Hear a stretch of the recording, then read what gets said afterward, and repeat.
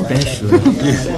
Good evening, everyone. 10 minutes. I'd like to, at this time, go ahead and call this Board of Education meeting to order for December the 13th, 2018. First item on our agenda is, I think we have Mr. Marty Paramore, Clerk of Court, to come forward. I think he's got some swearing in and newly elected board members he needs to get done. Come forward, sir. Thank you.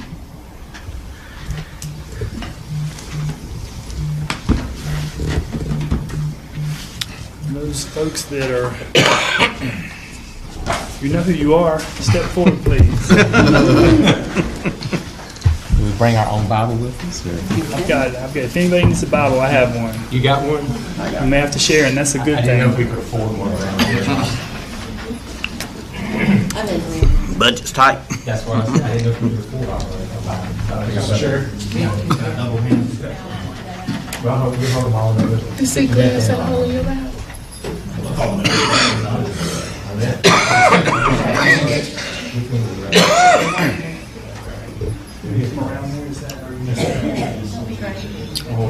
So if you place your left hand on the Bible and raise your right hand. It's kind of hard when you ain't got two hands.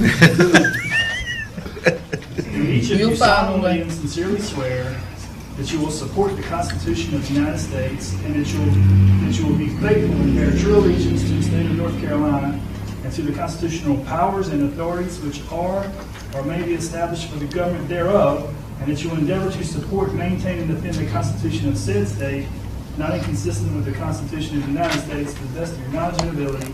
So help you God. The second part. Do each of you swear that you will well and truly execute the duties of your office as a member of the Beaufort County Board of Education according to the best of your skill and ability, according to law, so help you God. Thank you for your service. Thank y'all for calling me. It's an honor to be here. Thank you.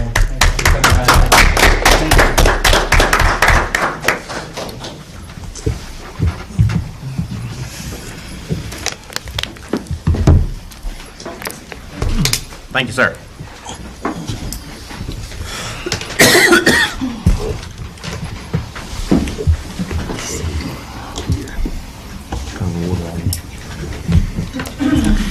Next item on our agenda is the board officer elections. And before we do that, I would just like to say a couple of things. That's okay. I would just like to thank the board for giving me the opportunity to serve as chair this year. Even though this year has not been anything but normal. First off, the resignation of Superintendent Don Phipps, then the sudden death of our friend and fellow board member Barbara Boyd Williams. This board had the task to interview prospective applicants to fill that board seat, in which we did by selecting Mr. T.W. Allen. Thank you for filling that vacancy. While all that was going on, we were receiving 47 applications from 11 different states from very outstanding educators that wanted the opportunity to lead this system. We narrowed that 47 down to 9 to be interviewed. This is a very time-consuming task, but we met the challenge and we did an outstanding job. I think this board did an outstanding job representing the citizens of this county. Lord have mercy. Sorry about that. I didn't know that was on. Excuse me. Okay.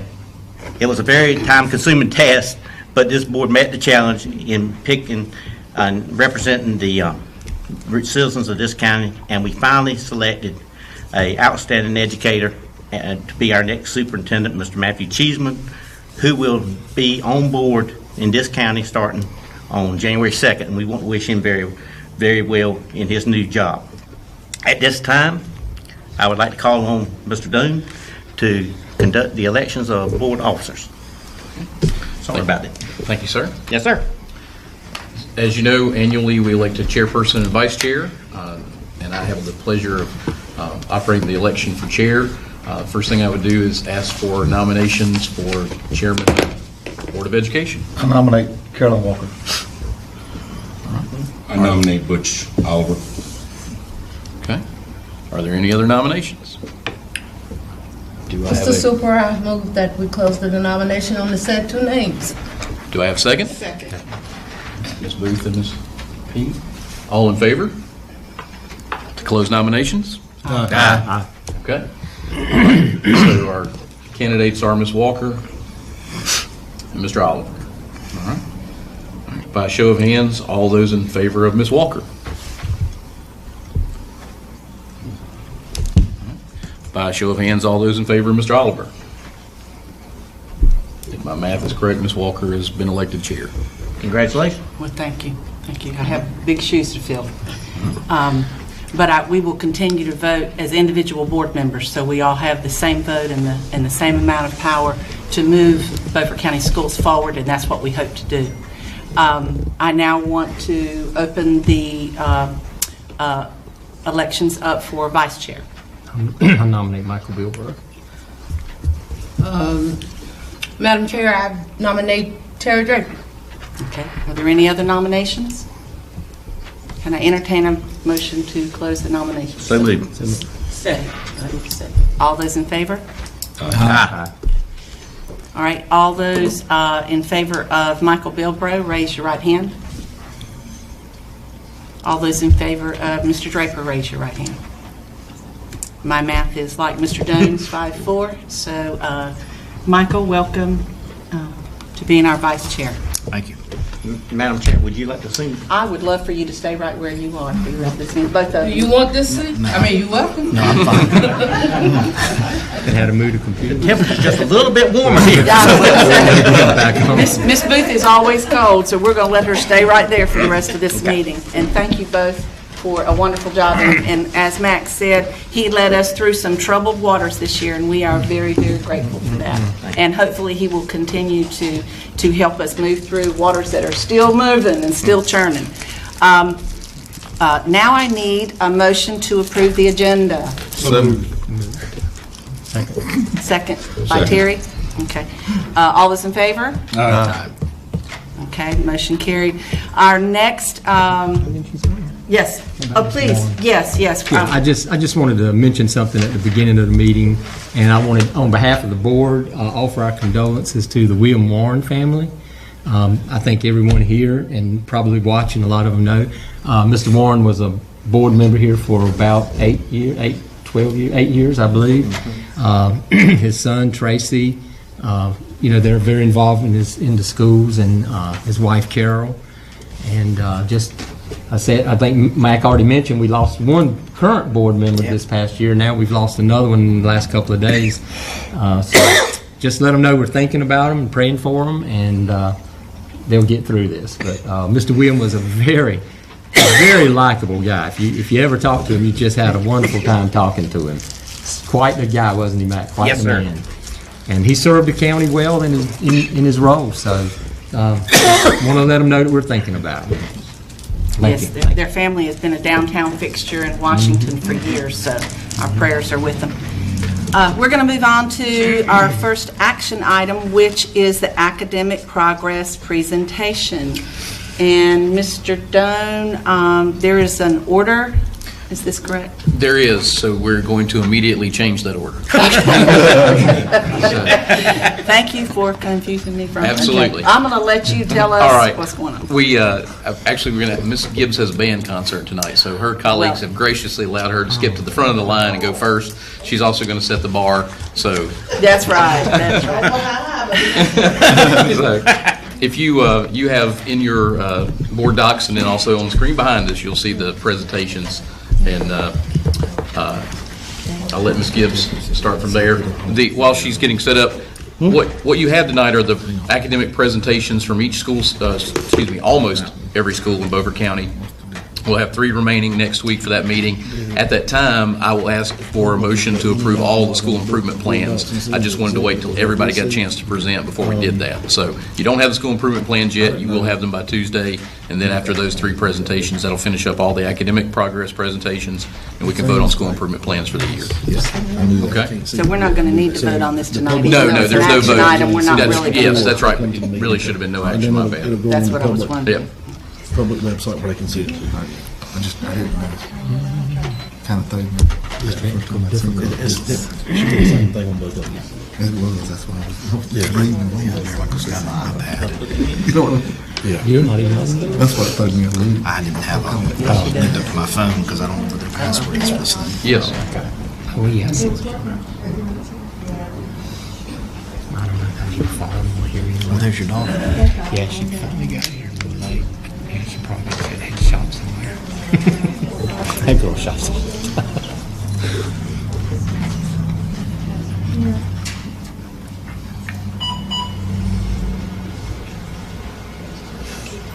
Technical difficulties. Yeah. IT rules the world. IT rules the world. Yeah, it does. It will momentarily be on the screen behind you, but in the moment. May I do it old school? We just hold it up, Bill Gates. hold it up like this. Okay. Y'all see that? Yeah, we have it on our screens, Ms. Gibbs, so it's not to hold you up. Mark, do you mind if we let her No, move ma'am. ahead? And I always bring a hard copy, so. There you go. All All right. right, we're good. Again, we're I'm going to good. start, the first presentational slide is our 2017-18 year in review, and our overall school performance grade was a C. Our reading performance grade was also a C, and our math grade was a C. Our overall school growth index this year was a negative 1.02. Anything less than a 2 means that you met growth, so we did meet growth this year. Now, with our reading growth index, it was a negative 2.47. So we did meet growth in reading, but we did exceed growth in math with an index of 3.37. If you look at the next slide, what I would like to do is talk about the 3-year comparison. And the reason why I want to do this is because I want to look at when I first started at Chalkawinda Middle School. So if you look at our first year, 2015-16, our growth index was a negative 7.94, and we did not meet growth. Not only did we not meet growth, our overall school performance grade was a D. Our reading grade was a D, our math grade was a D. So at that time, we were identified as a low-performing school.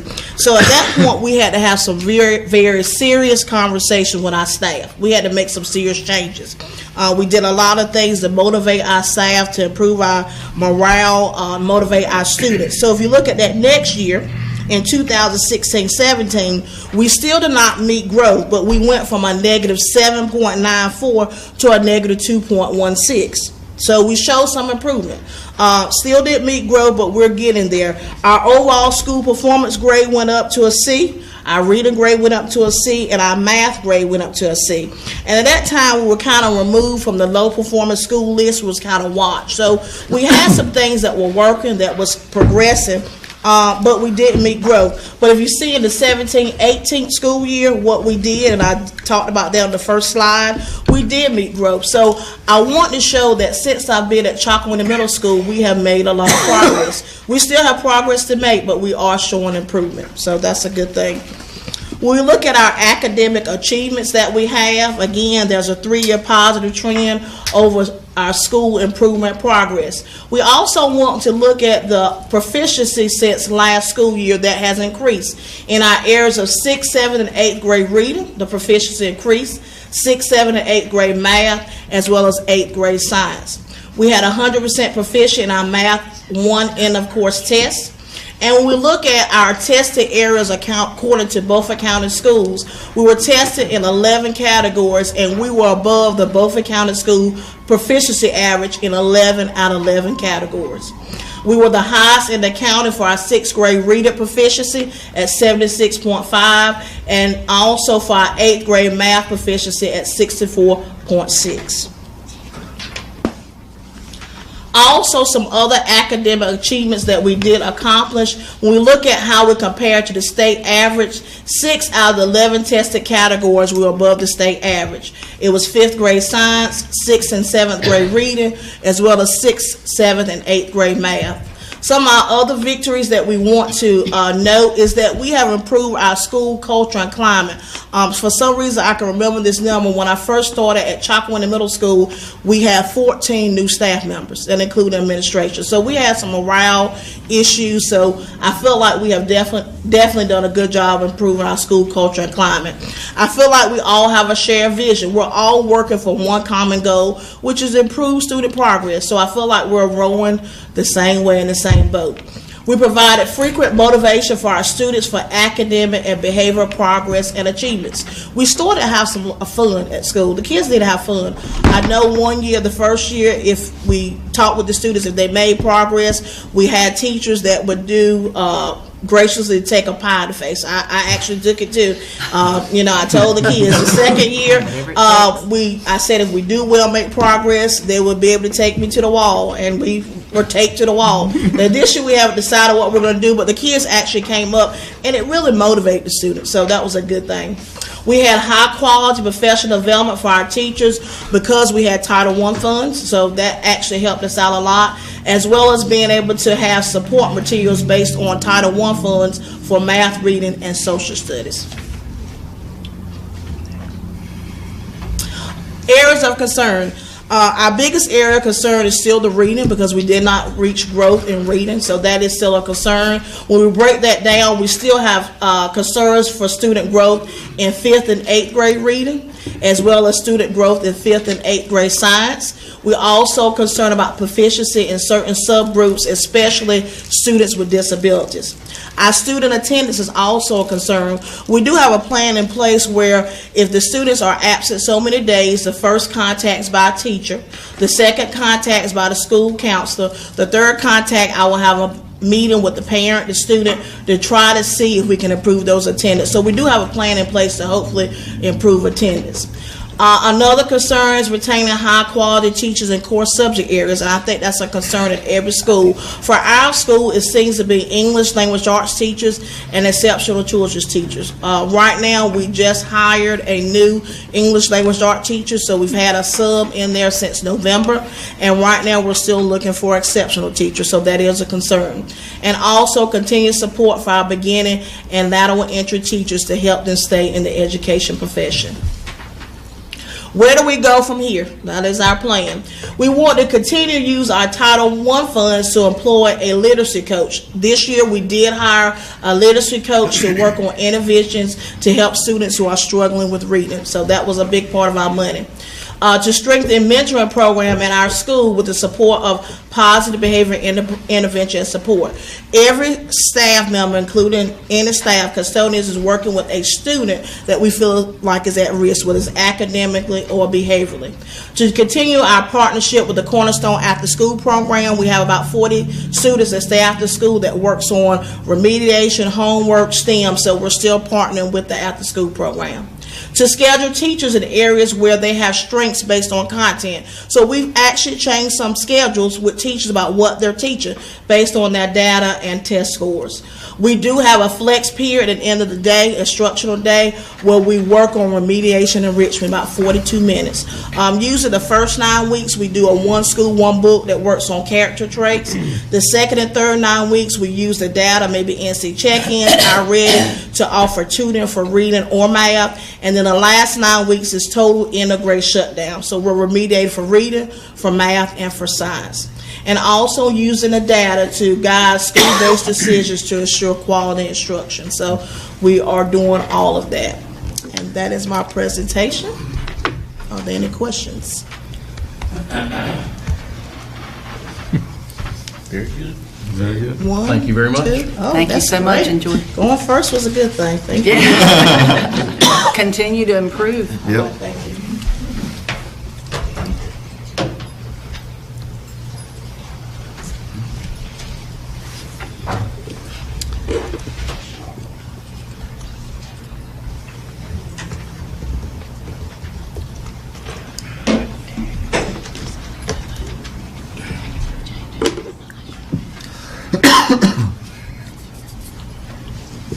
Good evening. How's everybody doing? I hope you're doing well. Gives me a great opportunity to brag about some things that are going on at Northside, and also look for assistance in correcting some problems that we have that have recently come to light. So I'm a movie buff, so my slides are named The Good, The Bad, and The Ugly. So the good, our biology went up 10%. We spent a great deal of time spent working on biology, trying to improve those results, and it paid off. And now, of course, biology is not going to count into the growth index. So all that work kind of was pushed to the wayside a little bit. So then our English scores, our English 2 scores also went up almost 2%. So we were pleased with those results as well. More good. Math went up almost 8%, went 51%, and then our growth index went up 9%. We have not met growth in 5 years, but at least we're moving in the right direction. That is one area that we do have to address. One thing we've talked about a lot is not becoming complacent. We've kind of had a lot of success in a lot of areas, and we've been proud of the results that we've had, but I do think we've kind of developed a little sense of complacency, and we're working very hard to change that, including myself. So for the 4-year graduation rate, we dropped 7%. We did have some IDMO kids in there that counted against us because those students don't earn regular diplomas, and they automatically count against you once they've been in high school for 4 years. So that's one area that but we are very thankful to have those kids. They enrich our lives every day. I think those of you that attended Stepping Out would agree with that. Those kids do an outstanding job, and we're very pleased to have them in our school. ACT work keys took a slight dip, but 78%, we're still pretty proud of that. ACT results, this is the area that we have identified as a major need. We're in 15-16, you see we were at 66.7%. We were one of the highest traditional high schools in the state of North Carolina. And then we slipped just a little bit to 64%, and then this past year we slipped a lot. So we're hoping that this coming year with the junior class that we have, we're expecting much better results with the group that we have now. Like I mentioned to you before, we haven't met growth in 5 years, but we did have a 9% increase from the previous year, so we were pleased with that. Some other concerning trends, I got stuck up here last year, so I'm not going to beat this dead horse, but you see our student enrollment is going down, and those 2 schools are pulling from our attendance area. We had, between the 2 8th grade classes at Northeast and Bath, there were 40 students that took Math 1 in 8th grade last year. Out of those 40 students, 19 of them chose to go to either the early college or NERSBA. So we're losing some of our better students to those 2 schools, and that is a trend that I have got to figure out how to fix. I don't know if it's a community issue, a hearsay issue, but that's something that we are working very hard to fix, and we've hopefully come up with a couple ideas that will help with that issue. So to address our ACT need, we have developed an advisor-advisee period. Well, not developed, but maybe revamped. We are spending a lot of time on the ACT, time management skills, exposing these kids to exactly what the ACT and the pre-ACT are all about. What tests are they really taking? What strategies can they use to improve those results? Because a lot of these kids are looking to go to college, and these tests have a big impact on what college they're going to be accepted to. So we spend a lot of time on time management, because one of the biggest things about ACT is answer every question. Also, how much time do you have for each section? So those are some things that we've worked on, and we're going to continue to work on. Career Day, this will be the 30th graduating class of Northside High School. For those of you Beaufort County lifers, that's kind of hard to believe that it's been there for 30 years, but this will be the 30th graduating class. So we said, what's some things that we can kind of do differently that we had never done before? And as far as I know, Northside's never had a career day, and definitely haven't had a career day where they're bringing in Northside graduates. So we're hoping everyone that we can bring in to meet the needs of the students. That we did a survey of all the students to see what careers they were interested in, first, second, and third choice. And now we're going to try to find Northside graduates that walk those halls, that are doing those jobs, and come and talk to those kids about what kind of requirements are needed, what do they need to be doing, what can they do differently than they're doing now. All of those kind of conversations we're hoping we're going to take place, and that's going to be February the 15th. So you're welcome to attend at 8:30. We're also going to have an ACT boot camp. We're going to hire substitutes for our core teachers, math, science, and English, and we're going to reschedule our juniors for 2 days, the 2 weeks prior to the ACT, and we're going to send them to a math class, an English class, and a science class to focus on some last-minute strategies. both of those days. And they're going to spend time with those teachers and work on some last-minute strategies to try to improve those ACT results. Also, we do require ACT question of the day in every class, and we've made some personnel changes in some of these classes. So probably the one that I'm most excited about, and I've talked to Mr. Clinkscales and I've talked to Mr. Paik about this, we're emailed anyway, and we're going to bring the 8th graders over for an entire day. We're going to match them with either a sophomore or a junior, and they're going to spend the entire day at Northside. They're going to follow that kid's schedule. They're going to do it early enough so if they're interested in college classes while they're still in high school, we're going to assign them to a high school kid that is taking college classes on campus. And they're going to follow that kid's schedule all day. They're going to eat lunch in the cafeteria. They're going to go to break with those kids. And then once they get there as a freshman, then that student is going to be their buddy student. And so if they have questions about where's my second period class, how do I get to this, how do I type in my lunch number, or whatever kind of problems they have, kind of like we do with a mentor teacher. So we are very excited about this. This is an idea that I think is going to be a great way to help bring these kids to Northside, get them interested in what we're doing, and see the great things that are going on. Just some of the things that, because you cannot measure everything. Now, this is coming from a math person. It's hard to believe I'm saying this, but you can't measure everything by a test. We had Battle of the Arts Saturday night, the most participation we've had since I've been there. We had, which is kind of like stunt night. We had the band concert last Thursday night, an outstanding performance by them. We had the dance recital last night, a huge group of kids participating, and the IDMO kids actively involved in those classes. And to see those kids participate in those events, not to mention beating Riverside in a packed gym the other night, that was also exciting. So there are a lot of great things going on at Northside. I do know we have some areas to work on, but I'm going to do my best, and the faculty and staff at Northside and the students at Northside are going to do their best to make Beaufort County Schools proud of Northside High School. With that said, I think that's it. Well, we are proud of Northside High School, but I think your idea about the 8th grade students, you've never done that before. Never done that. I think that's phenomenal. Oh, yeah. Maybe you'll grab them before the other people do. That's what I'm hoping. That's what I was thinking. That's what I'm hoping. Go somewhere else. Yeah. Because I think if they actually see what's going on there, it's going to make a difference. Because they come for a tour now, but they don't get a whole lot out of that. That's not the life of the day. We're going to do Northeast one day, and then we're going to hopefully work out any kinks, and then we're going to bring Bath in with a day in between. That's the plan anyway. I think that's phenomenal. Yeah. Let me know if I can help you out on career day. That'd be great. It's great. Your name has come up several times. Let me know. Any questions?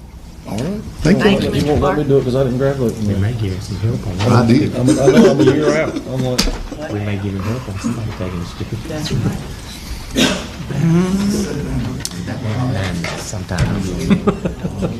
Hers went, what, 6 maybe? You're going down the list. Yes, sir. We're back on track now. You just jump one. That pool projector wants some color. I'd say projector wants some color.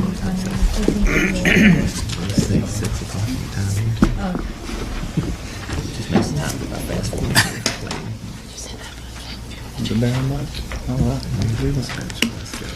Good evening. I'm going to start off. We're just going to go over some EOG data. This summer, I sat down. I actually had an intern, and she helped me out a whole lot. I'm making graphs, and we probably made about 25 graphs and showing information in different ways to share with my SIT team. And we're going to go through those 25 here. And I'm just playing. I narrowed it down to about 9. I was going to say, We knew you were playing. Yeah, we got the presentation. It says 10. This first one right here shows my EOG reading comparison by grade level. I also did a graph. The next one you'll see is by cohort, because I think it's important to follow not just what we're doing as a grade level from year to year, but that cohort of students. Do they grow from 3rd grade to 4th grade?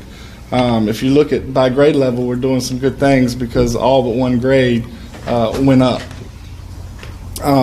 In the 4th grade, it didn't go up, but they still made growth. So that's an important thing to look at. When you look at cohorts, so that 4th grade group right there, The first one is where they were in 3rd grade for reading, and that's where they finished in 4th grade. So they're growing. I've got 5th grade. If you look, it did not grow from 4th grade to 5th grade.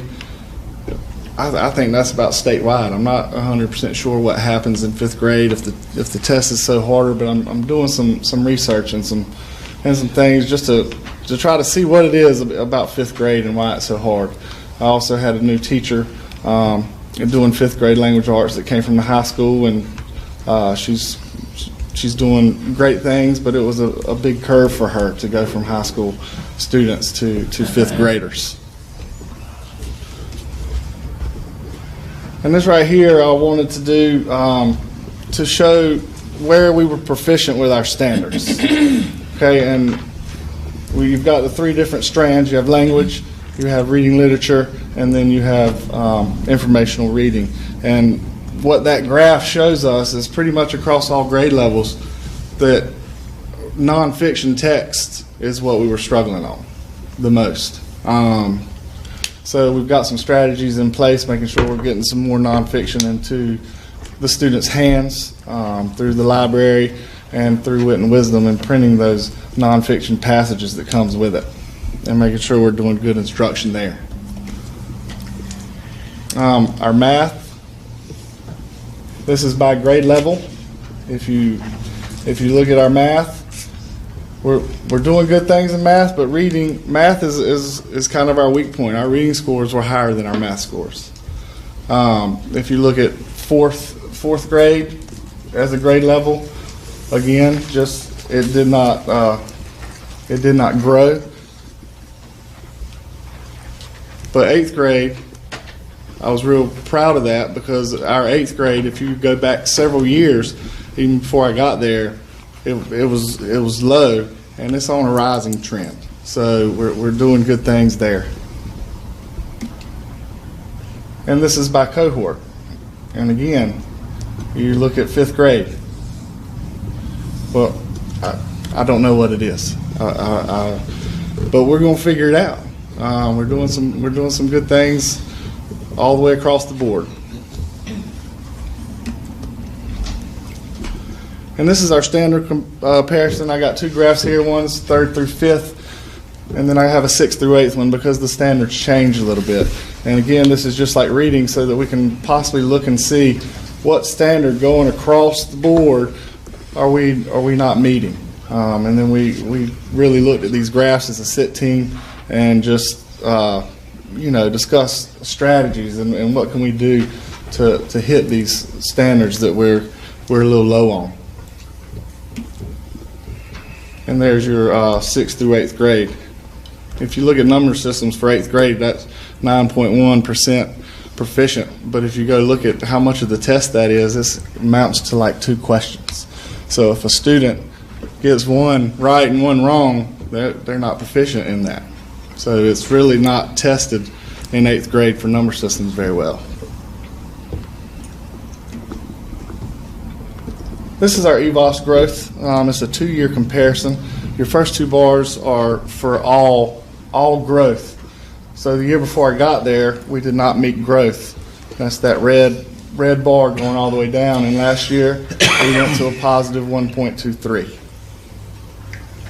So we're moving in the right direction. Hopefully we will maintain that with all the positive things that we have going on in Bath. The other ones are, the first one is reading, I believe, and the next one is math. No, vice versa, math and then reading. You can see we did not grow. It's red because we did not meet growth in math the year before I got there, and now we're on a positive trend. And then in reading, we did meet growth, even though it's below the bar, but it's not below that -2 mark. But as an educator, we're perfectionists. We don't want to see things below the bar. This year, we were above the bar. So I want to finish just talking about some strengths and some celebrations and some things that we have going on. I could talk to you about programs all day long, but we all know a program is as good as the teacher that's teaching it. So we do have some good programs in place, and we're monitoring them, and we're making changes and making them our own, and making sure we're meeting the needs of our students. But a big celebration is that we met growth this year. When I got there, the year before, we were a C school. This year, we moved back to a B school. One of the biggest things that I have done with a lot of help, because it's hard with a K-8 school, was to revise a schedule and make a master schedule. When I got there was no master schedule. Teachers did not have common planning times. It was not consistent, and we sat down and I came up with an idea to really truly make it work. 4th through 8th grade, they have 5 periods now, and we implemented club classes. So what that is for 7th and 8th graders, I went to the teachers and I told them, hey, let's come up with something different. Let's make this class period so our band students don't get pulled out of core classes, and then we have something else for our other students to do. I said, get creative. I want you to have fun with it. Let's step outside of your box. If you like knitting and you want to have a knitting class, let's do it. So we came up with course descriptions and let the kids register for them just like they do high school. We've got line dancing, science club, intro to film, where they got a green screen and they're actually making commercials, just a whole lot of different things. And the kids love it, and they're having a good time. And the teachers actually love it. It's a break from what they do every day. We have a first aid class. All 8th grade students have to go through that because they're required to do CPR. So 8th grade does do that. We had an ambulance out there today. So they're doing good things. We have scheduled remediation time now for 4th through, well, actually 3rd through 6th grade, first thing in the morning from 8 to 8:45. We get all of our AIG pullouts done during that time, so we're not necessarily taking them out of math. So we're getting our pullouts done during that time, and we're able to work with our struggling students. We have added a new STEM class for our 6th through 8th grades as part of their electives that they go to, just like they go to PE. We've started to do student and teacher recognition.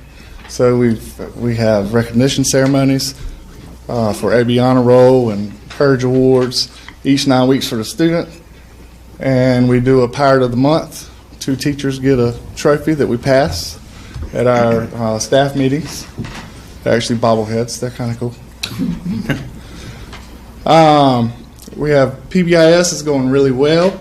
It's really forming a family atmosphere. We changed it a little bit from last year to this year. We have a game room in our cafeteria that students can earn for positive behavior and good things in the classroom for the last 10 minutes of their lunch. Once they're done eating, they can go play air hockey or foosball or basketball. We have grade level and department meetings weekly. We have data meetings. After Christmas, we're going to start tutoring Tuesdays, where we will use EVOS and classroom data to actually pick students and invite them to stay. And then one thing about Bath is the parent and community support is great, and we couldn't do a lot of the stuff without them. So do we have some things that we're working on? Yes, but we're going to continue to work on them as a team. Any questions? Thanks, sir. Good. Thank you. Looks like you're going in the right direction. We're trying.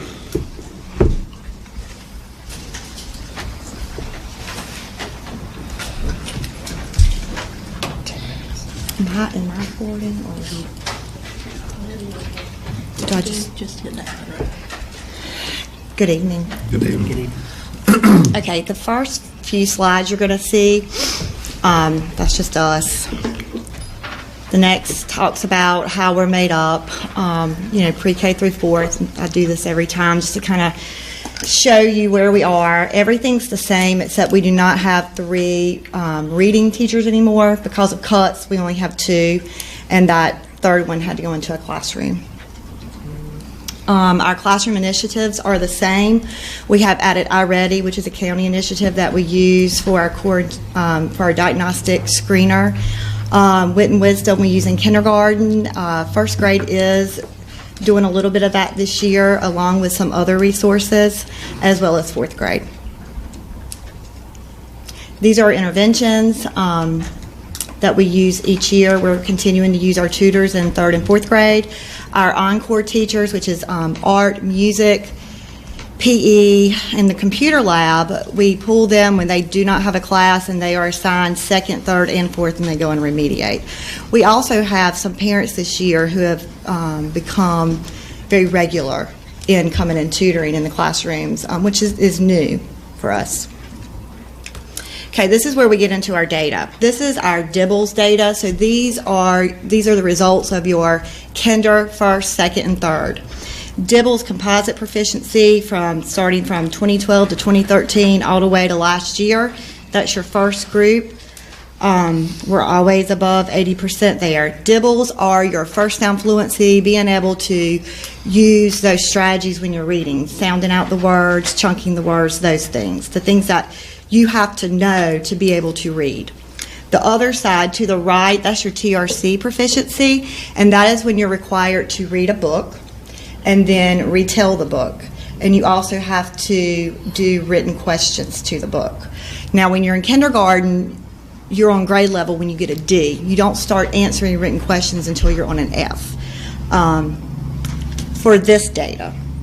And as you can see, our K-3 teachers do a really good job with this. They use the Jan Richardson model for guided reading. Our reading recovery teachers are experts on it. They train every year. They do a refresher. Anyone new that comes in, they train them. They go and observe them and give them pointers. We have a new kindergarten teacher this year, and they go in there at least once a week. And she's feeling at ease and actually had a really good lesson yesterday. So they are great support for our folks. But this year, you're going to see a little something different when we do these next year, because we were giving by the state superintendent new books this year. We got Atlas books, so we're not using our old books from our M-class assessments. We're using new books, and the written part is not required. So before, when I could read, say, an M, but I couldn't answer the M questions, I went back down. Even though I could read the book, it put me back down. And these proficiency scores that you're seeing up here are with the written portion. I believe these are going to go up a lot because the written portion does not count. So now if I read an M, but I can't answer the questions, I keep going. This is going to be interesting. However, we met with curriculum this summer, all the elementary folks, and we decided we wanted to keep the written part. Because before, we weren't teaching writing like we are now to answer those questions and be able to respond to text. So we don't want to take that away. So as the principals met with Mrs. Phipps, Mrs. Brantley, and Mrs. Lilly, and we just thought it would be best. We know it's not going to hold the children back at all. We're following what is expected, but we're keeping the writing piece in and using that to guide our instruction and guide reading groups. Okay, the next slide is our end of grade proficiency gains, and the first two sections graphs are reading and math for 3rd grade, the last two reading and math for 4th grade, and it goes from 2012-13 to current. We, RB school, we have continued to meet growth. However, we are when they go to 4th grade, our growth, like you heard them say, that below a -2 is when you start not meeting growth. We're getting close to there. I didn't put your numbers for you, but if you look back in 2013-14, I can just kind of tell you that 4th grade in reading, they grew 2 points. So the 3rd graders, and that's looking at cohorts, because that's really what you need to be looking at, because each group of children are different. So the cohort there, from 3rd grade to 4th grade, they grew 2 points in reading. The next year, from 3rd grade to 4th grade, they grew 6 points in reading. Then, in 2015-16, that cohort of children went down 7 points in reading. The next year, they grew 1 point in reading, and then they went down again 1 point. So it's been kind of inconsistent. If you did the math, you would see, and that's probably how I should have put that up there for you. And if you look at the math part, same thing. They started out plus 11 from the cohort of 12-13 to the cohort of 13-14. They grew 11 points. And then they started slipping a little bit. The major difference was in the year 2015-16, we only had 2 teachers that had been there, Cameron Hill and Monica Smith. 2 of our teachers left and went to Greenville because they live in Pitt County. So we hired a teacher from out of state. She stayed with us 2 years. She lives in Bath now. She's with Mr. Pate. I don't blame her. I would want to move to where I live. So we have, and it was a year he left too, by the way. I don't think he took her or anything like that. But so anyway, so now we currently had 2 teachers still, with all the other ones that were new. And we got an intern half the year, so she came in, she took over a class, fresh out of 2nd grade to 4th grade, was not her niche. So moved her to kindergarten. I'm so happy to say kindergarten is her game. She is a teacher leader, doing a great job. I can't speak enough for how much she's grown. You got to find your spot. So we are currently in 4th grade trying to build capacity with who we have, with new people, and getting the knowledge, because there is a learning curve when you come in. And that, let me click down, I'm sorry. That's where I want to take us. And we're still meeting growth. We're still a B school, but we want to keep growing and not slipping. So we meet all the time. We have data meetings. We've always had data meetings. We're continuing to amp up our data meetings. Also, to help with this problem, last year, 3rd and 4th grade started student data notebooks, and I met with every child and every teacher, and we went over the data. This year, we made that school-wide, so even kinders have a data notebook, and it'll move up with them. And we had parents come out, and we did it from 1 to 6. See, do y'all remember back in the days when we had conference days? Mm-hmm. And we don't have those anymore. And we can't get parents, we have done so many things to get parents out to school. We have Title I parent involvement money, so we'll feed them and do all kinds of stuff, but it's still you're getting your same parents. We can't get the ones we need. Well, I think we finally found it with these student data notebooks. So we did 10-minute time slots for meetings, and the grade levels worked it out. So we started at 1, and we were able to use our special area teachers for coverage, so when they could meet, they could do it confidentially. And they had the things that they try, the things they work on, whether it be Lexia, their AR, their end of grade, like what they did in 3rd or what they did in 4th, their iReady diagnostic, all those things. And they led the conference with their teacher there facilitating. The student led the conference, and y'all, we had just about 100% show up that day. So I think we found our ticket there. And we are going to continue that by doing another day in the spring, and the parents loved it. And it also helped teachers not having to stay so late with nightly things trying to get them out there. It was a 1 day, 1 to 6, and they came. Parents all over the place.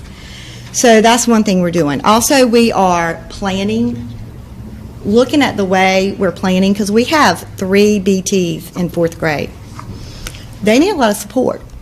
So we have 3rd grade and 4th grade have done some planning together and modeled, and we're constantly reviewing and updating and having those conversations to see how we can support them, because it is hard and it is scary to go in and know the expectation, because as sad as it is, we're judged on how we do.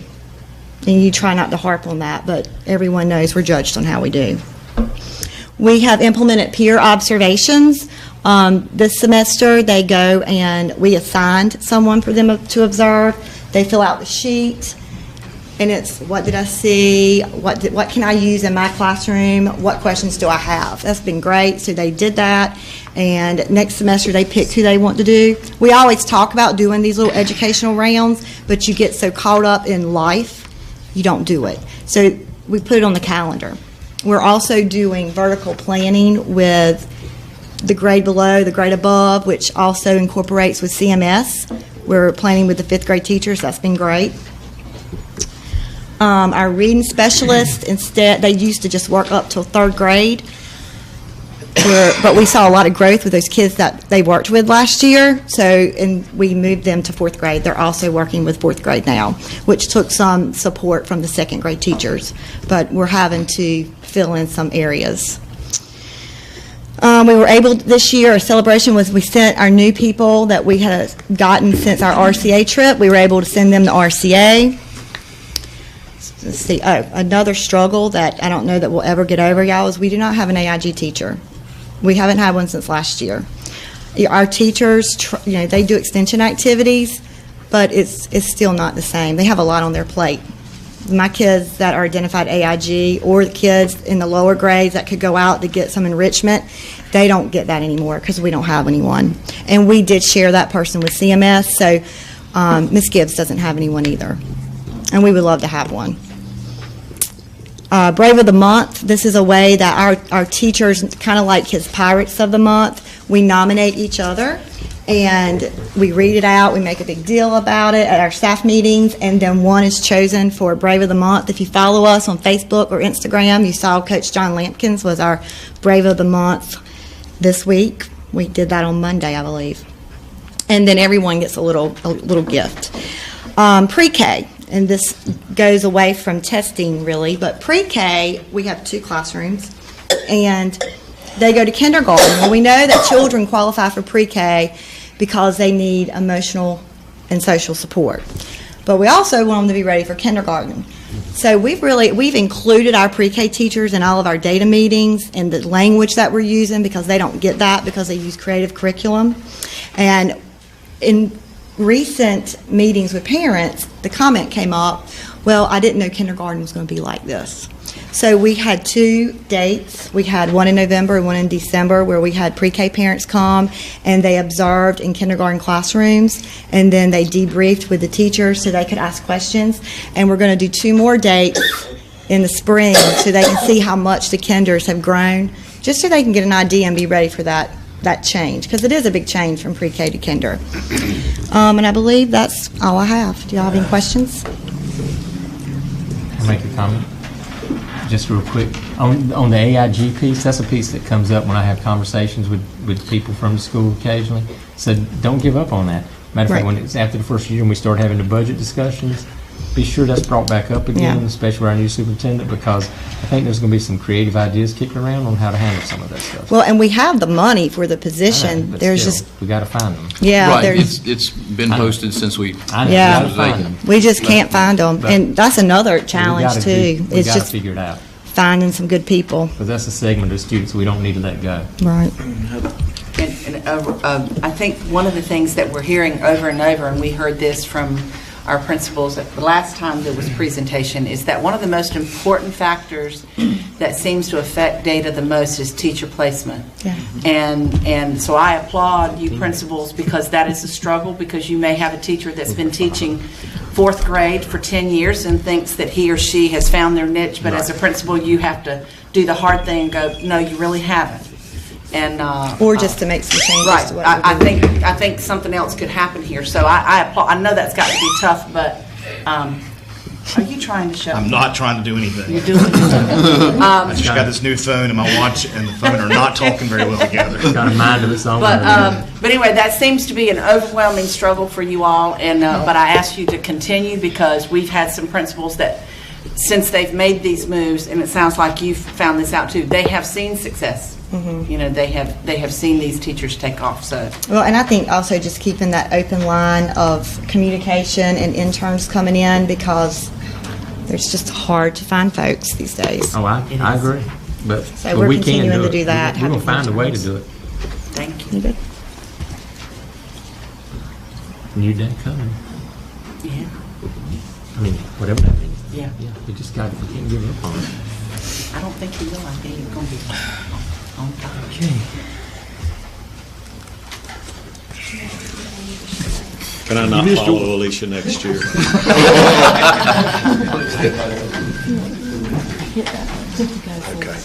right, thank you.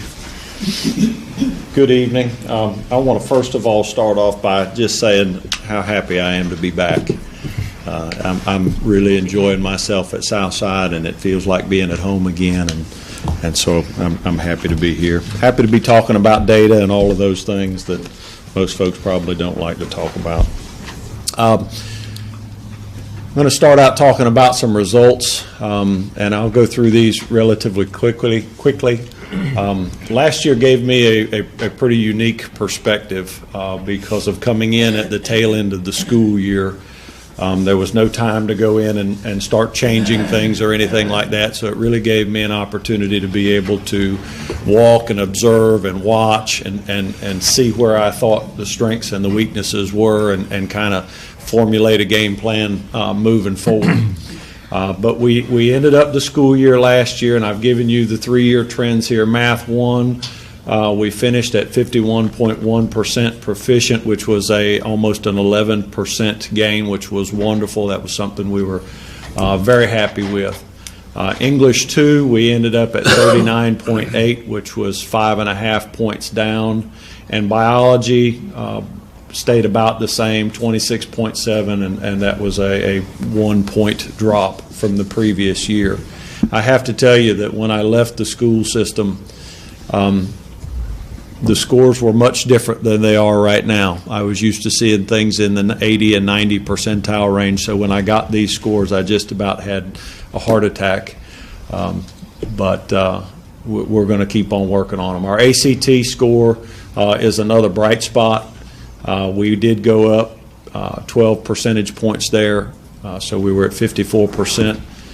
Work keys went down, and I found that work keys, I think, is a little bit of a difficult situation because it's one of those tests that students don't get a grade for.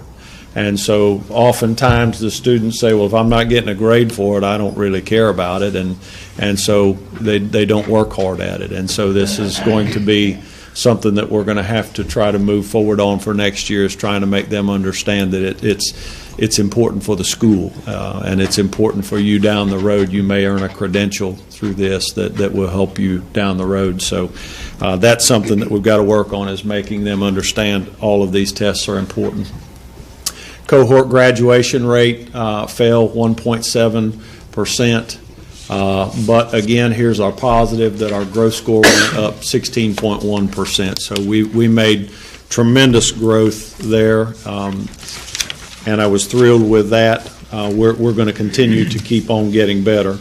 What I wanted to show you next was, after we got all of these results, one of the things that I wanted to do with our teachers was I wanted to talk about exactly what these results mean. I don't think that you can move forward unless you have an accurate picture of where you are and what you're doing. So I spent the summer working through every teacher that taught an EOC, that taught an NCFE, that taught a CTE class, that gave any kind of a state test. I took their data and spent the summer disaggregating that data. And what you're looking at is the analysis of one of the teachers. This is, and I've blacked out the name to keep it confidential, but that's one of our Math 1 teachers. And so what I gave them and what I went over with them was a breakdown so that they could see exactly how every student that took the Math 1 exam at Southside High School finished in terms of proficiency and what their overall mean score was. And then exactly what it took to be proficient in that course. And then I took it and broke it down by those subgroups. We looked at it by the racial subgroups and broke it down and did the comparisons. And you can see there that if it's red, then that means that that particular subgroup was not where it needed to be. It was either below the group mean or it was below course proficiency. If it was green, then that means that they were doing well with that particular subgroup. Then I took it and broke it down further by racial subgroups as well as gender subgroups, so that they could see just exactly what students are the ones that are performing. And really that is a reflective tool, so that I as a teacher can look back and see what students am I reaching and what ones am I not reaching. And I think that was an eye-opening experience for some of the teachers. But again, every course that was taught that had a state exam had an analysis like this that they looked at and that we went over to try to help them preparing for the next year. So with that, I also gave them a graphic, took that analysis and tried to give it to them also in a chart format, something that might be a little bit easier to understand. And I don't want to spend a lot of time on this. I don't want to get too far down in the weeds with it. But this is the same information, but it's given in a graphical format so that teachers can see where their racial subgroups were performing, if they were at or above the course proficiency, or if they were at or above what was needed the group mean. So it's just another way of looking at the same information to try to make it a little bit more meaningful. Our celebrations, though, that we had were that we made growth last year, which was a wonderful thing. My folks were very excited when they got that news. We moved from a D school to a C school, and so we celebrated that. That's a good thing. So with that, now we're trying to figure out where we're going to go. So now that we have an accurate picture of where we are, I also spent time this summer setting out goals for every teacher. Every teacher that was teaching a state test of any kind, if you were performing, if your scores were below 70%, you generally had a 10% increase that was your goal that would be expected for this upcoming year. If you were further below than that, as you can see biology was, I upped it because I think that there's so much room to grow and so much opportunity that I don't think that's expecting too much. But our goals for this year is biology. We want to be at 40% at the end of the year. Math 1, we want to be at 60%. And English 2, 50%. Those would be 13, 10, and 10% gains. Our ACT goals for this year is to move to 65%, which would be a 10% gain again. Work keys, I want to get it to 72%, which would be another 10% gain. And these may be lofty goals, but I think you have to set them high. Our cohort graduation rate, we're going to increase that from up to 87%, which would be a 5% increase. I've already told all of my kids, and I've told the parents as well, that dropping out is not an option because I refuse to sign the paperwork. I'm just not going to do it. No, I'm not going to do it. So they might as well come on to school. Our growth score, though, I want to see a 5% increase in that. I want to see that up to 78%. And our goal that we've talked about is to move from a C school to a B school. We want to do that, and I think that's very attainable. So, I think probably what you folks are most most interested in is how are we going to get there. The first thing that we're going to do is we're going to increase rigor in the classroom. As I walked around and watched, it seems to me that we've become so conscientious of making sure that we're teaching and we're reaching every student that a lot of times we're lowering our standards. We're not teaching at the level that we should be. And so what I said to the teachers is I want you to pick out the highest achieving student in the class, and I want you to teach to that level, and everybody else will get on board and they'll rise to that level, and we'll get there. Another thing that I saw was we've become, we're a one-to-one school. Every student has a Chromebook. We've become so reliant on the technology that oftentimes I think that we're allowing the computer to do the teaching for us. So I've said to them what I don't want to see students on the computers all the time. I want to come in the classroom and I want to see you up teaching, and I want to see direct instruction going on. I also saw last year that we, for whatever reason, got away from homework. I think that's the wrong way to go. I expect homework. There's nothing wrong with kids doing a little bit of work every night when they get home. It reinforces the concepts that we've taught throughout the day. Teachers said, well, what are we going to do if they didn't do it or they don't do it? I said, well, we're not going to give them a 0 because that lets them off the hook. I said, you call me, I'm going to come down and I'm going to get them, and I'm going to carry them down to ISS, and they'll sit there until they get it done. Not doing your homework is not an option. I don't know of a job that you can go to and look at your boss and say, I don't feel like doing that today. So they're going to do it. Hopefully they won't be too bullheaded about it, and they'll get it done and get on out of there quickly enough.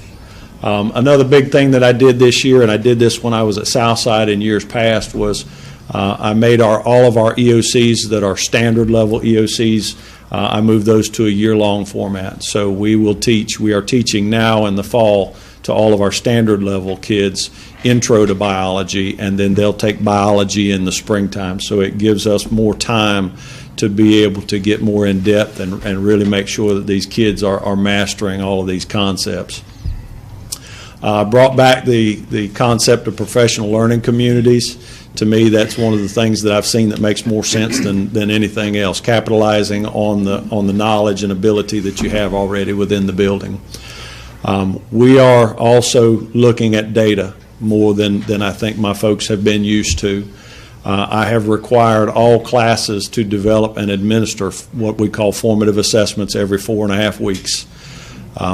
Every class administers a test every 4.5 weeks. It should be cumulative so that we can measure and we can see what the students are gaining and what they're not.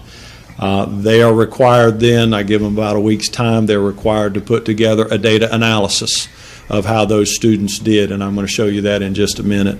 And then those students that are not passing those formative assessments, we have interventions that we use to try to get them back on board with the tutoring and all the things that you've heard other folks talk about as well. But another thing I'm excited about with the ACT is that we're going to do an ACT Blitz. I think Mr. Clark kind of alluded to that. He called it boot camp. We're calling it the Blitz. But every day, 2 weeks prior to us taking the ACT, our junior class is going to be divided into 4 groups, and they are going to be rotated during our flex time every day between a math, a science, a reading, and then also a language teacher that will work with them on language skills, but also test-taking skills. So we're hoping to see gains from that. I think that by rotating them through that, and we're going to try to provide some incentives for those that do well through that to make it a little bit more enjoyable and kind of build some excitement with that. The next slide I've given you is a copy of the data analysis tool that my teachers are doing with their formative assessments.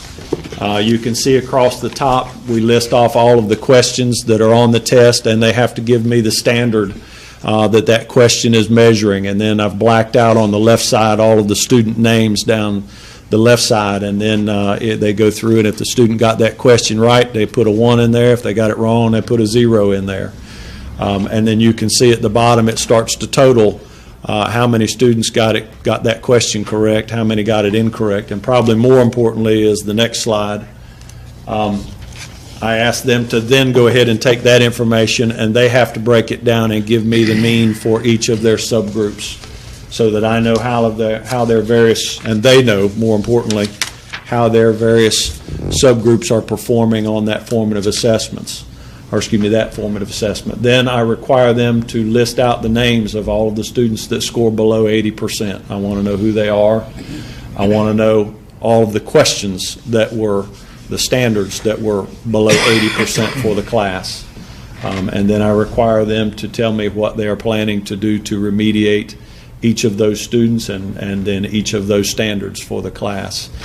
This is a lot of work on the teachers, but I think that it's going to bear fruit. But those are the things that we are doing. Does anybody have any questions for me?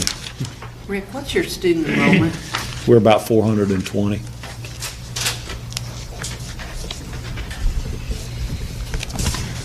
thank you. Thank you so much. Rick. That's some awesome data right there. Yeah. I'm telling you. Impressive. That was some time. It's pretty simple to read. I mean, He just went to show us that. Work, but it's informative. Not from those, but no. Thank you. And I don't think, I don't think from our own college either. He leaves his own kids talking. Good evening. I'll start off by saying I'm a math guy like Mr. Clark, and I kind of have this set up in a very quantitative way. I try to lay it out so it's easy to follow. As far as the numbers go, and I even use some Christmas colors in the second slide to kind of lighten it up a little bit. That's about as light as I get, I suppose. But as we go on, we'll talk a little bit more about some of the qualitative stuff that we're doing at Washington High School, some of the culture pieces that connects all of it. Ms. Walker said earlier about teacher placement, things like that. Sometimes subjective, use these quantitative backdrops to make your decisions, but sometimes it's a little bit subjective. You got to kind of take a risk and see what happens when you go down that road. So I was about to say next slide.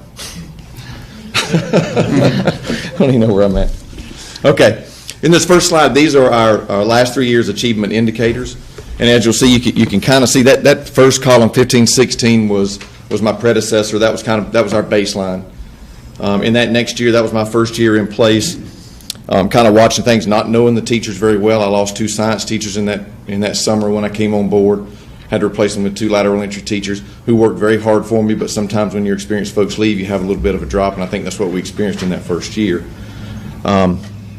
In our Math 1 proficiency, we went up in that first year. We worked very hard with teachers, and I'll break it out in just a second a little bit more. But as you can see, as it goes across, we're trending upwards with our EOC proficiency, and I'm very happy with this data. In that first year, we were where we were. We analyzed it, came back to the table, redrew things as a team, and this is where we're at. And we were at +7, +9, and +7 across our proficiencies, and I was very, very happy with that, especially biology, which I'll get to in a second. Like Mr. Clark said, the good, the bad, and the ugly. Kind of the bad here is the ACT. We're kind of working that out this year, and I'll talk about that in a second too. But that's our trend down, is the ACT proficiency and the ACT work keys. 4-year graduation rate going up just a little bit each year. We're doing probably more with it this year. Policy within our own policies at a school level, looking at the CGR report, working with Miss Lilly and things like that to try to iron out some of the kinks in that to get that up just a little bit, as well as some other things with the students. Passing Math 3 has remained constant. No issues there. When you look at our EOCs, again, I'm very happy with the way we're trending here. There were some strategic moves put in place at the school level. English 2, after that first year, we lost 2 teachers. Made the decision to place a very good English teacher that had never taught English 2 from my building, and another in-county transfer that came in and was very good to have on board with us to round out that 3-person team again with one experience from before. And we saw a good bit of growth with English. We did a lot of PLC work, and I must say with my English department, really with all of them, but with the English department, they were PLCing without me even showing up. I mean, they were talking about data, where they were going, what they wanted to do. They worked very hard together to get that going. So the PLCs were run a lot by the teachers themselves. Master schedule collaboration, that's in every one of these. I think it's important. I think student placement is important. It's kind of you need your teachers on board to identify what students should be in their classrooms, what students don't interact with other students very well, what students may have already passed this class and shouldn't be in there, and so on and so forth. So with the master schedule, we try to have that out at Washington before the summer. Sometimes that's a tough endeavor, but we try to have it out before the summer so that the teacher can review their rosters. And I send them out a form and I say, look, let me know how your roster looks, how should we do this, and if there's any student that shouldn't be in there, let me know, justify it. It's not a dislike thing, it's a strategic placement. You've had this student before, you taught them last semester and they did not do well with you. Or they don't interact with Johnny well and he's in the same class. Or they do interact with Johnny well, which is also bad for that class because they're just going to get things going. And so, what kind of ideas there? So try to get the student placement well in advance of August so we can have everything in place. And so that's the master schedule piece all the way down. With Math 1 proficiency, just like some of the other high school folks are saying, utilization of that foundations class. Now, we went back this last year, and our counselors are talking to P.S. Jones about those Math 1 kids coming up that are good students that just didn't take Math 1 in 8th grade. They're going to recommend them to take semester long. So they're in the semester long class. Everybody else will go in the year-long foundations and then Math 1. One of the things that was going on before I came on board was that folks that were in foundations that did not pass that course were still pushed on into the EOC course. So, and if you've been around for a little while, you know that Algebra 1, Math 1 is a huge inflection point for mathematics. In order for you to succeed in Math 2, Geometry strand, whatever strand you're on, you have to be successful in Math 1. So if you're taking foundation students who do not do well and pushing them through the next level, you're not only taking a hit strategically with your school, you're setting them up for failure at the next level. So when the students do not pass foundations, we try to get them back into another foundations course or an advanced foundations course where they're still working those same pre-topics before they go into Math 1. Again, master schedule collaboration. One thing I didn't mention earlier, trying to get all our teachers the same planning. Last year that worked out very well with English 2 having same planning, Math 1 having same planning. Biology only had one teacher. I'll talk about that in a second. But very important pieces to keep everybody talking and moving forward. Biology proficiency. At Washington High School, when I came on board, we had 9th and 10th graders taking biology. If they failed it, they were put right back into biology again and again and again. And so what I did was I moved biology back to 11th grade. So I want the students to have at least 2 science courses under their belt before they take that biology course. It also gives them a time to mature so that they're actually taking that material seriously when they reach that level.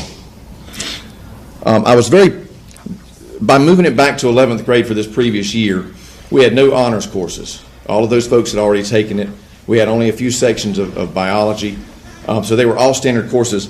The one teacher who grew these students, +7, did that all with students who worked very hard for her and did a lot of stuff, but really made growth in that proficiency area, and I think that's huge.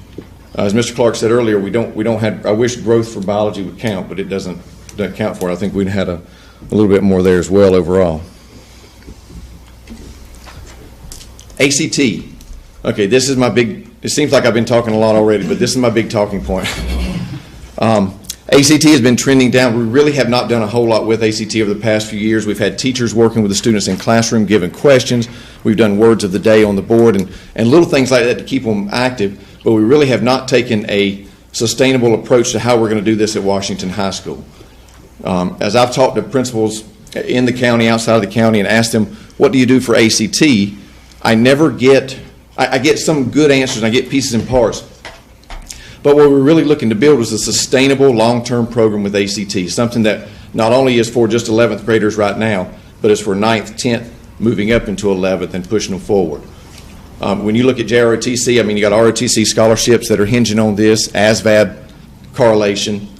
You've got, what does it take in an ACT score to get into ECU? Students don't know that kind of stuff. So if we start talking to them about this in 9th grade, then we're a whole lot better off with their mind frame when they take the test. So that's what we were looking for. So right now we've got flex period 1 day a week. We run them into homerooms. We work with them with, I brought this book, a free book from ACT. Cost us nothing. We ordered 900 of them. And we're going to start using that in the classroom. Now, I don't foresee this year being huge changes with the ACT, but this is our building of the program in moving forward. So I hope in the next couple of years we'll see some changes with this. Same with work keys. Grad rate. So, like I said, we're working policy-wise at the school, making sure that we keep our kids in school, make sure that we're counseling, we're calling parents, letting them know about grades, working with Miss Hamill. If we've got some kids who are working real hard and just not getting there, maybe Pathways is a good direction for them. Certainly not our goal, but sometimes that's the way it goes. So we're working with this with our graduation rate. And this is my favorite slide. I was very happy with what the teachers at Washington High School were able to do over this past year. We were a D school when I took over. We were a D school after my first year. We are now a C school. And our growth and achievement was plus 12 points. Growth was plus 18. School performance plus 13. Again, I was very proud of the teachers with what they're doing in the classroom with these students. I think, and I've got it down at the bottom there, but I think that our teachers are doing a very good job teaching. A lot of the conversations that we have in school are, it's not that, you can teach hard every day and still you get to the end of the year and you're like, how did the student get a 1 on this test? But when you look back, how closely were you aligning what you were doing in the classroom to the actual curriculum that was being tested at the end of the year? So a lot of the conversations that we have are about curriculum and how are you setting up your goals for each objective within the curriculum and how do we do that pushing forward? When we do walk-through observations, another thing that we're looking for all the time is, are you teaching bell to bell? Are you utilizing that time wisely? Are you engaging the students or using higher order thinking questions throughout your day? If you're not, there's not a paper going in your file. We're going to have a conversation about it. Sometimes you walk in there and you take down questions and you're like, boy, all they had was level 1 questions. So you go back and talk with them and you say you had level 1 knowledge questions all day today. But at what point in that unit are you going to get to the higher order thinking questions? And that's the conversation you want to have with them. Maybe they haven't thought that far forward. Maybe they have and they let you know, but that's what I want to do with them. That's the qualitative piece. That's the piece, kind of the fluffy piece. It's not the data, but I think is very important. And that's really, I have a fancy slide, but, but that's really the end of my spiel. So are there any questions? I have a question that I struggle with. Can you take a minute and explain to us what's involved with the ACT work keys? Sure. What we're doing each week, so we have a flex period in between first and second. They go to a homeroom period, so the 9th, 10th, 11th, 12th. Each grade level is working out of this book, doing a little bit with each section. So we're starting kind of late because we're still building this plane as it flies. But for instance, next week when we do our flex, they're going to do the English section. So the teachers are going to go over the English, how many questions there are, just a little bit of information on it. Then they're going to give them a chance to work some of the problems for the remainder of that 25-minute period. And our goal is to get them to understand, I think some of the other high school principals talked about, is to understand the nature of the test, right? Don't spend 5 minutes reading the directions. You already know the directions. You've practiced this 100 times in our flex period. You know what, in the English section, what no change means. You don't have to sit there and analyze it and think through it. You know what it means, and now you can really focus on the word instead of focusing on the format of the test. So that's the direction we're going in with this. And like I say, this year we're not going to get through all the sections with it, but hopefully that we'll give them enough that it'll help them a little bit and get them over the edge. I talked about it a little bit in the slides, but I didn't really go over the data. But we have pre-ACT data, which you can break up into your bubble kids, your kids who already had a 17 or better, or your less than 14s. And we tried originally to kind of break those apart and work with them, but logistically it was a huge challenge, which is hence why we went back to the homerooms to work with them. So I hope that answers the question a little bit. I appreciate all this data. It just overwhelms us a little bit because we don't look at it every day. We need time to have to look at it. Yeah, that's right. Any other questions? Appreciate all you do. Thank you. Appreciate it. I might come with you strong. I think my knee needs to stretch out.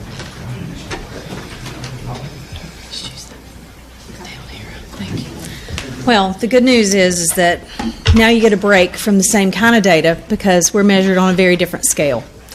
The Ed Tech Center is measured under the North Carolina Alternative Schools Accountability Model. So as you can see in your presentation, we're under option B. And option B is what was called option C for last year. They've just changed the way the model looks.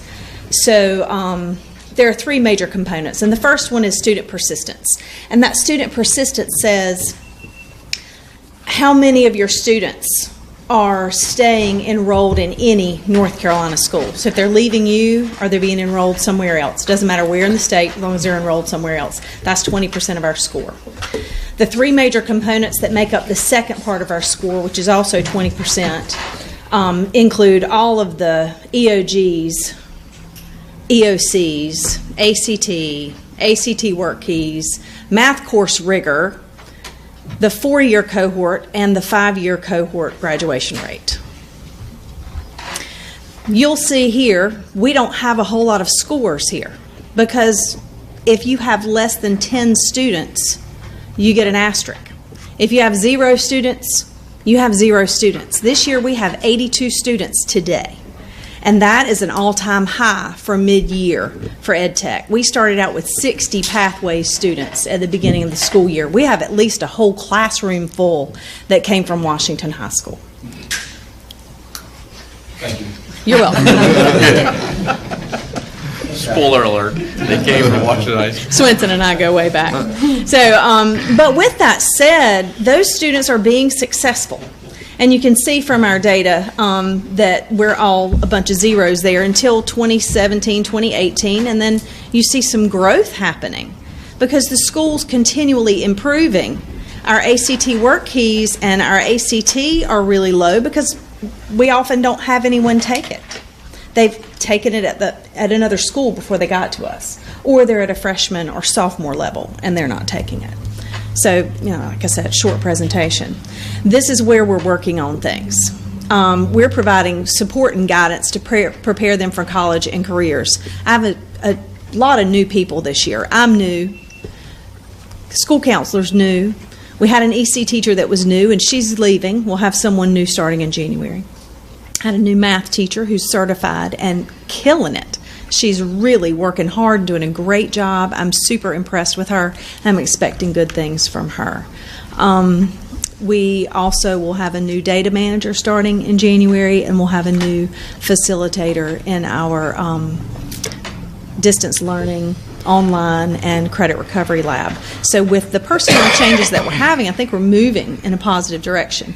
We have that school counselor that is really doing a fabulous job. She is finding all kinds of resources within the community, and she's meeting with the students and talking to them about their future plans. I don't know if you saw in the paper recently that we had several that got scholarships from BCCC to do some continuing ed classes. Have one testing right now as we speak for the CRC so that he can continue in an apprenticeship program. So those things, she's done a really good job of working in conjunction with BCCC and putting some good things in place for them. Math Course Rigor basically says, are you offering rigorous math courses? We offer the same thing that is offered at any other school in the county, in the comprehensive high schools. Even though we're different, we're offering the same thing. And the only teacher I have in the school that's not teaching multiple disciplines in one period is my math teacher. I made sure that she had Math 1, Intro to Math 1, Math 2, and Math 3 in separate periods, so she doesn't have a Math 2 and Math 3 student in the same classroom. Because we saw the most need there. So you can see our Math Course Rigor, those scores are good. And then our 4-year graduation rate. Went down a little bit last year, but we had 53 out of 77. If you compare the numbers, you see 11 out of 15 was really good, 19 out of 27, not as good, 53 out of 77, still doing good. We're hoping to have even more. It looks like if we have them all complete as they should, we should have 23 mid-year graduates in January, if they do everything they need to do. We still have attendance issues, and that's something that we have to work on. That's one of our goals. Our 5-year graduation rate actually went up because it's easier to get them to graduate in 5 years than 4 when they come to you and they're already a year behind. So that's our setting. We take the kids that haven't been successful anywhere else, and we try to do the best we can to make them successful, to help them become employable, to get them in the military, to get them in a continuing education situation so that they can be successful. We're developing lessons and units of instruction in a way that they haven't been done before. I just did a staff development yesterday and said, you know, I've been here for a semester, and I kind of watched and saw what you were doing. And now I'm going to need to see you do a little bit more intensive planning. I'm going to need to see you using data to drive instruction. You can't be successful if you don't know where you're going. You have to measure what their current level is, decide where you need to take them and how you're going to do it, and then assess them again. And if they aren't meeting that goal, then we're going to have to remediate. So looking at pacing guides, curriculum resources, and the North Carolina standards, and asking them to use data-driven instruction. It's not good enough to give them just whatever. You have to give them your best.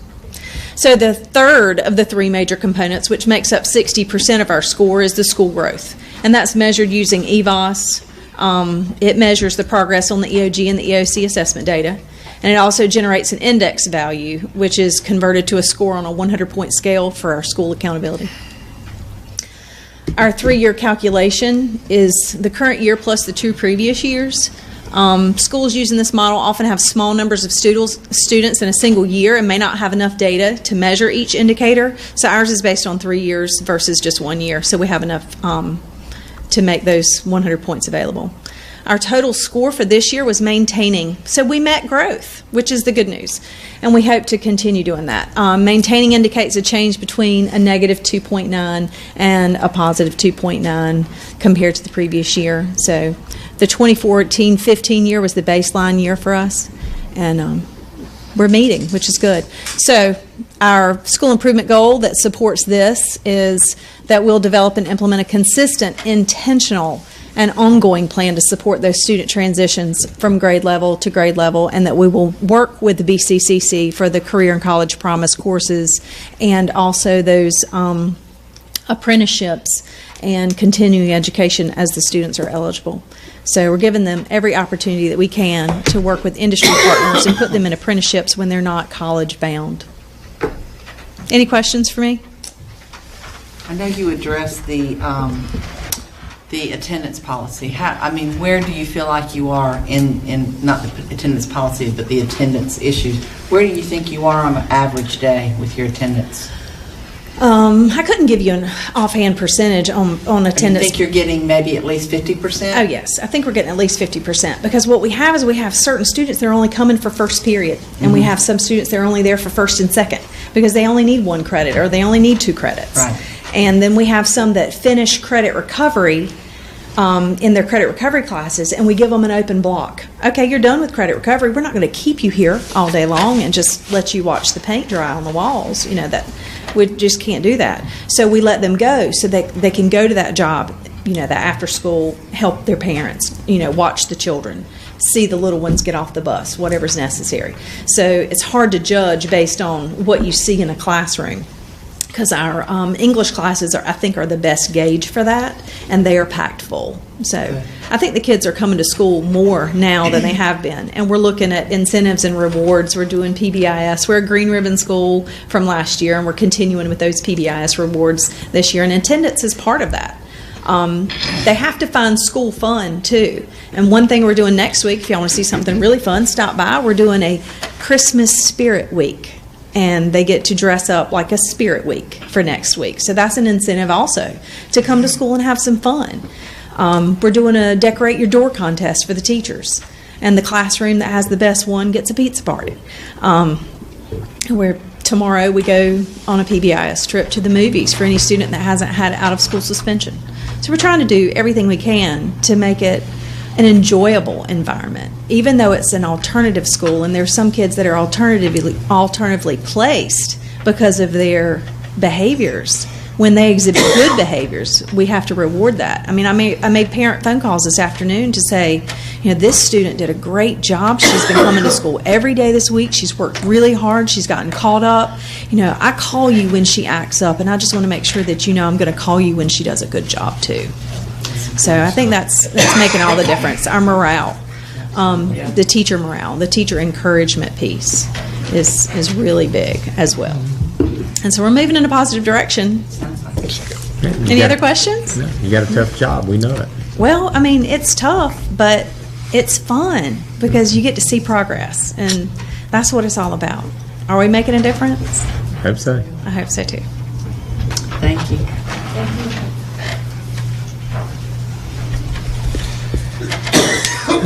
Last but not least. Yes. Excuse me for being late, but I didn't feel like I watch them. So I said I'd come in just in the nick of time, but I've enjoyed the presentation so far. Of course, I'll be speaking on the elementary level more than the. Of course, we've heard a lot of high school, but of course, I'm from John Cotton Taylor. We're a little bit different and unique in the sense that we are just a second and third grade school. We serve about 525 students each day, about 265 in each grade level. So we have about 13 teachers this year at each grade level. So we have a lot of students and a lot of teachers, but 2 grade level makes it interesting, and so we're very fortunate in that sense. Another unique aspect of us, we get our data from just our 3rd grade. Our 2nd grade does the in-class assessment, but we get just our data just from our 3rd grade. And we get our school proficiency data comes from our reading and our math EOGs, of course, combined and averaged out with just our 3rd grade. And our school growth is unique in itself as well. Again, just 3rd grade, and we get it just from our reading data from a school growth perspective. So we go from a beginning of grade test, which is just a baseline that we give, a test that we give in the early September. We get a baseline for our 3rd grade students and their reading skills. And it compared to the end of grade test that we've all heard of, the EOG that we give out in June. And we just take a change in achievement levels, and that's taken into account for our school growth. This is, in 3rd grade, of course, the first time that these students are ever taking standardized tests. That presents a challenge in itself, but we do a pretty good job getting those students prepared for that. We do have 7 subgroups at Taylor. We have a black, Hispanic, white, 2 or more races, economically disadvantaged, English learners, and student with disabilities. And last year we were able to test every child, which puts us at 100% participation in our testing. When we talk about school growth, we were excited to be able to say this year that Taylor was one of the 2 schools in Beaufort County to exceed growth this year for last year for 2017 and 18. So we're excited about that, but we're really excited and proud of our next slide that shows that we've been able to exceed growth for the last 3 years at Taylor, being the 16 school year, 17 and 18 school year. This is not an easy task to accomplish, so it just speaks highly to our teachers at Taylor each and every day. They work hard on a daily basis. So we're excited to share that news with you. To go a little more in depth with the school growth, when we take our BOG, which is beginning of grade test, and we look at our EOG, we had 18% of our students proficient in reading at the BOG at the beginning of grade in September, and we were able to move from that 18% to 50.4% proficient in reading for our school growth. So we're excited about that, and I'll be speaking a lot about that, of course, I want to dive a little bit deeper into those numbers for you. When we take our EOG, our BOG and our EOG, and we put some numbers with those, and we look at our score levels, of course, level 1 and 2, the state recognizes levels 1 and 2 as being non-proficient, and levels 3, 4, and 5 as being proficient. Level 3 being on grade level, 4 and 5 being those students that are college and career-ready students. As you can tell, at our level 1, at the BOG in September, we had 139 students that scored at a level 1. We had 60 at level 2, and of course we had our level 3s, 4s, and 5s at 11, 27, and 4. I was excited to see after the EOG was completed that we were able to cut those level 1s in more than in half and move those level 1s into those 2s, 3s, 4s, and 5 spots. Of course, we always want to move them into our level 3s, 4s, and 5s. And I honestly feel like when you take those numbers, we had 42 students at the BOG being shown proficient at levels 3, 4, and 5. And at the end of the EOG, we had 122 students show proficiency. So that was a great leap for us. Really, really impressed with our teachers when we look at level 4 and 5. And those students being our college and career-ready students. We had a big jump there at the EOG, so super proud of those teachers in that sense. They really worked hard, and that's reaching those higher level students. And sometimes those higher level students get pushed to the side a little bit just because we think they've got it, so we won't really push them. But we were able to push them to the point of really getting them to the achievement level that we are really looking for. Also want to share this information with you. This year, as we look at our beginning of grade test that we took in September, just wanted to compare those numbers for you. At levels 2, 3, 4, and 5, we've stayed pretty comparable from this year to last year.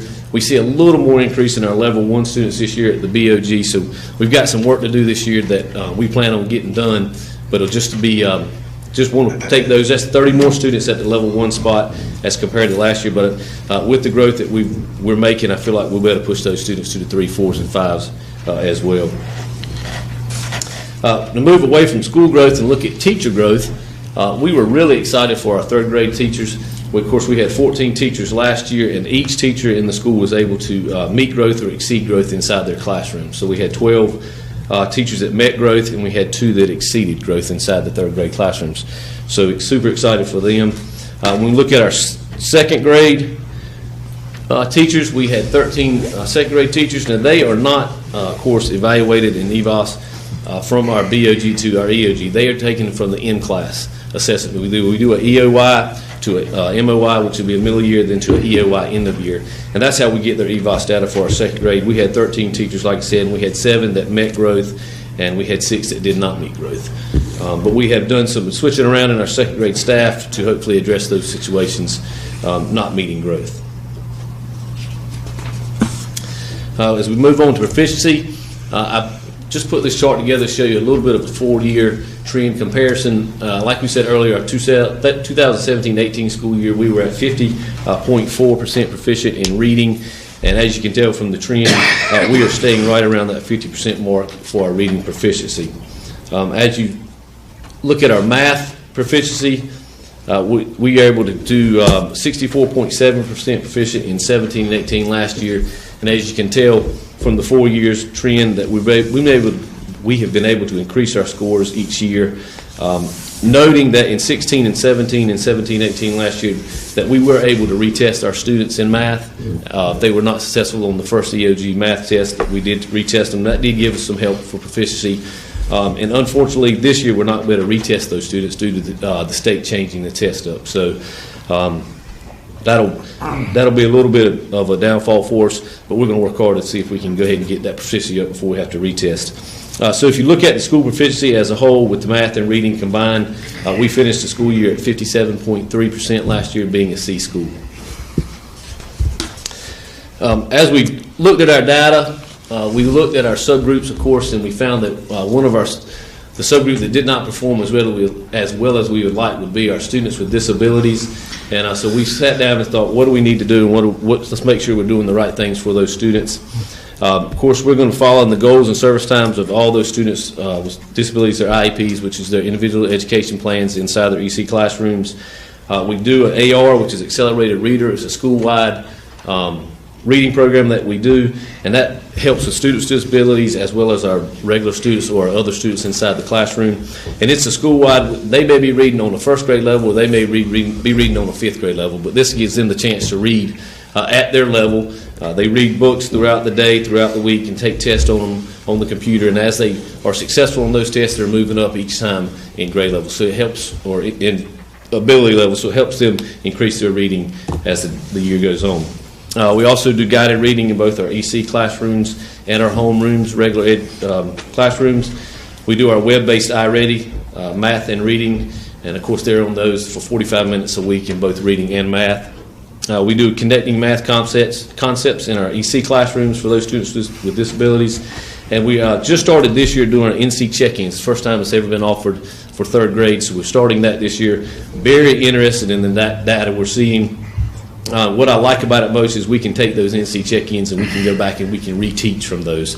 So we're able to put that test back in the students' hands and the teachers' hands, and they're able to work with those students on exactly what they're missing, what standards, what strategies they need to use, what steps they're missing. So I'm looking forward to big things from the check-ins. Another strategy we're using that we put into effect a couple, maybe 3 years ago, is what we call a power zone inside our master schedule. And what this does, it gives us an opportunity to take a 45-minute block each day, and we're able to take all the students who need to go out for specialized instruction and let them go out of the classroom for one time in the day. And the reason it came about, we had a lot of students missing class, going out to speech, going out to EC rooms, going out to TIP, our enrichment programs, all at different times. So the teacher wasn't getting a chance to teach a core group of students all day. So we went, actually visited another school and saw this going on, so we incorporated in ours. So what it does, it lets all our students go out to their specialized instruction, but in the same sense, it leaves about 6 or 8 students inside the classroom. This all starts happening in the summer when I do class lists, because I have to make sure there's enough students in each classroom that that the students that are going out are not too many in another classroom. So it's pretty strategic when we look at it that way, but it leaves about 6 or 8 students, which usually are middle of the road students, who are really our 2s and 3s that we want to push to those 4s and 5s, or those 2s to those 3s and 4s. And it leaves them inside that classroom for 45 minutes as well. And it gives our regular ed teacher a chance to really focus on their needs as the other ones are out getting their needs as well. The other purpose it serves is it kind of lets us double dip our students, because when they come back from that power zone, they're in that classroom the rest of the day. So they're getting a double reading math lesson, a double reading lesson, a double math lesson, social studies, science. So it lets them see the grade level work as well as the specialized instruction that they need. So that's been beneficial for us, and it's produced some pretty good results for us well.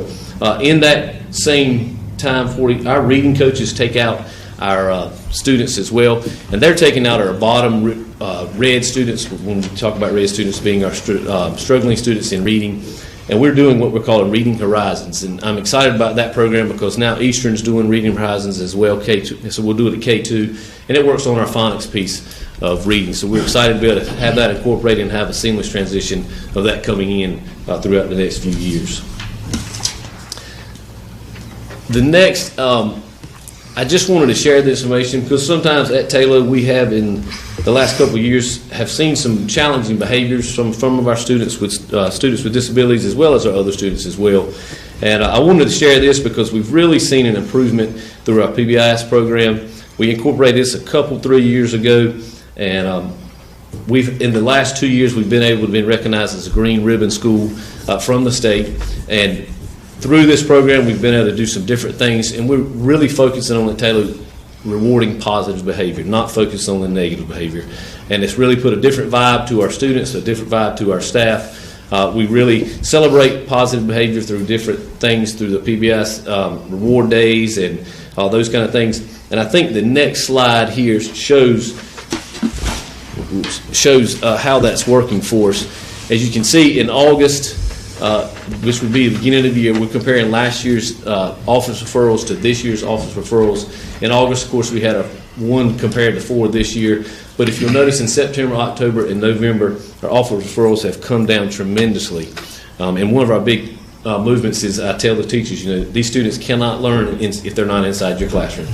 And so we're doing a big push to keep those students in the classrooms and not using out-of-school suspension as much. We'd rather see you an in-school suspension where you have your work with you and you've got a teacher with you instructing. So we're excited about the PBIS program and what it's doing for us so far. So we're looking forward to that to the spring where office referrals decreasing as well. And that's all I got. Any questions? That's great. Yep, thanks a lot. Thank you.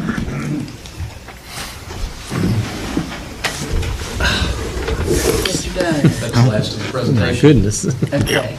All right. Is that, and we have We have 3 more for next week, and then we'll vote on the school improvement plans at that time.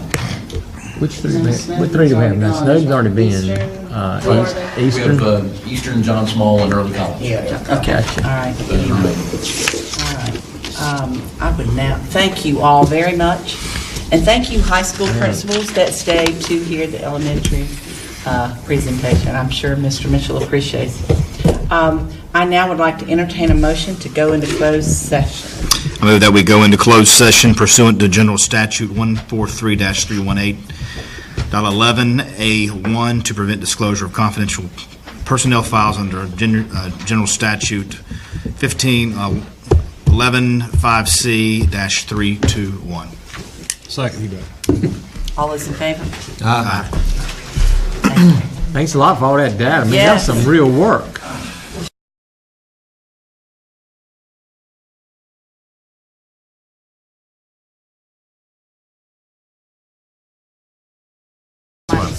Huddle.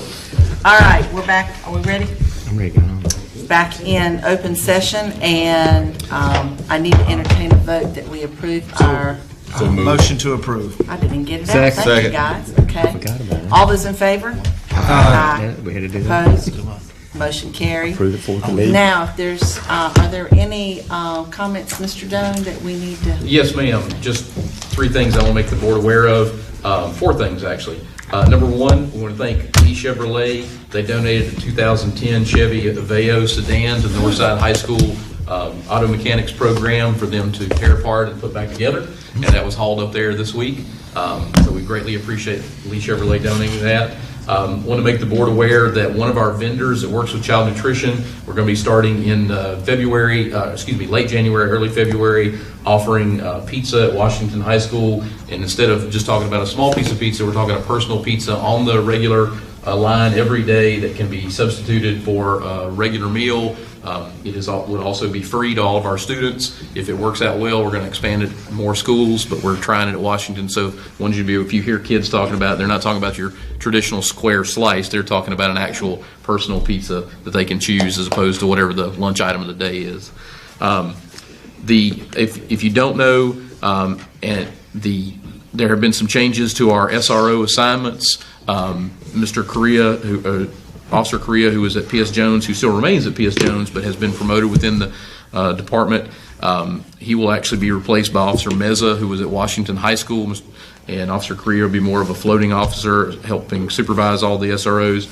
Sergeant Zerniak will still be at Washington, so you have Zerniak at Washington, Meza at P.S. Jones, Correa floating amongst all the schools. We still have 2 vacancies, and I met with the folks from the Sheriff's Office, and they talked about what they're doing in terms of finding those final 2 folks. And then lastly, just as a reminder that Friday, December 21st is a 3-hour early release, not due to weather, but due to Christmas break.